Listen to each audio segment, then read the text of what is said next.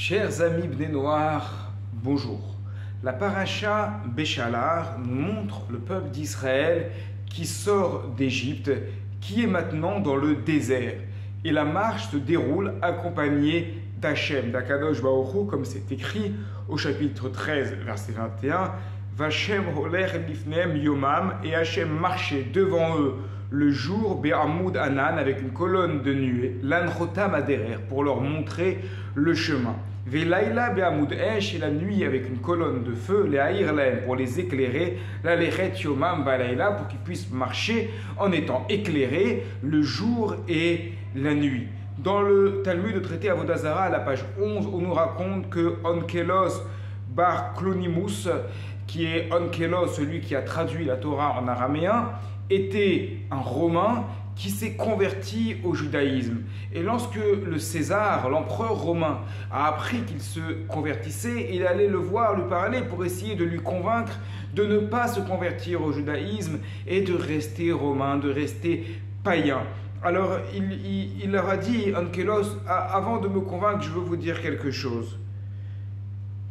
Comment ça se passe quand il y a un chef? Qui tient la lumière à qui? Est-ce que c'est le chef qui tient la lumière à son employé ou est-ce que c'est l'employé qui tient la lumière au chef? Et quand le chef, il a lui-même un chef, qui tient la lumière à qui?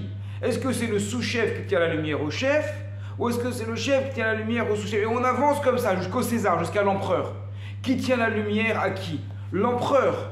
Est-ce qu'il va prendre sa bougie pour pouvoir aider ses serviteurs, ses généraux, à s'éclairer s'ils ont perdu une petite pièce, s'ils ont perdu quelque chose? Évidemment que non. C'est la marche du monde qui va ainsi. Ce sont toujours ceux qui sont en bas, qui tiennent la lanterne, qui tiennent la lumière pour aider, pour servir ceux qui sont en haut, socialement parlant. Et leur dit, moi, qu'est-ce que j'ai vu chez la Torah d'incroyable, que je n'ai vu nulle part ailleurs dans le monde? Un principe qui m'a touché et contre lequel vous n'avez pas d'argument. Akadosh Baruch Hu, quand les Bnei Israël sont sortis d'Égypte, qu'est-ce qui est écrit? C'est lui qui leur tenait la lanterne. Évidemment que les Bnei Israël doivent servir Akadosh Baruch Hu, mais Hachem, il s'abaisse kaviachol, une manière de parler, pour tenir la lanterne, pour aider, pour servir les Bnei Israël, pour les éclairer. Une religion dans laquelle le Dieu, le seul Dieu, l'unique Dieu, montre une leçon de modestie telle que cela, que même le plus grand, même celui qui est tout en haut, il doit savoir s'abaisser et aider ceux qui sont en bas. C'est une religion d'entraide, c'est une religion qui est belle, c'est une idée que l'on trouve nulle part ailleurs. Et vous me dites, reviens, ne te convertis plus au judaïsme et retourne vers le monde de l'idolâtrie.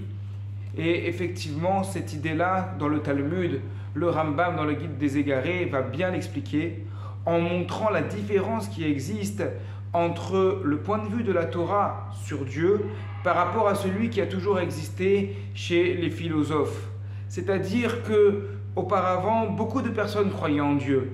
Tout le monde savait que Dieu existait, même s'il y avait des idolâtres à côté. Mais le Rambam l'écrit au tout début des Ilchot Avodah Zarah. Au début, l'idolâtrie était uniquement perçue comme un intermédiaire entre Dieu et les hommes. Pourquoi? Parce qu'on ne pouvait pas concevoir une seconde que Dieu s'abaisse pour servir directement les hommes, voire même que Dieu s'intéresse à ce qui se passe chez les hommes. À partir du moment où la Torah a été donnée, il y a eu ce changement total de paradigme dans l'humanité entière. Voilà la découverte d'une idée nouvelle, une idée révolutionnaire. Akadosh Baruch Hu s'intéresse à ce qui se passe dans nos vies. Il est là, il regarde et il va, kaviachol, descendre pour pouvoir nous aider individuellement au moment venu. C'est cette idée magnifique que la Torah a apportée et pour le peuple juif et pour l'humanité entière. Shabbat Shalom à toutes et à tous.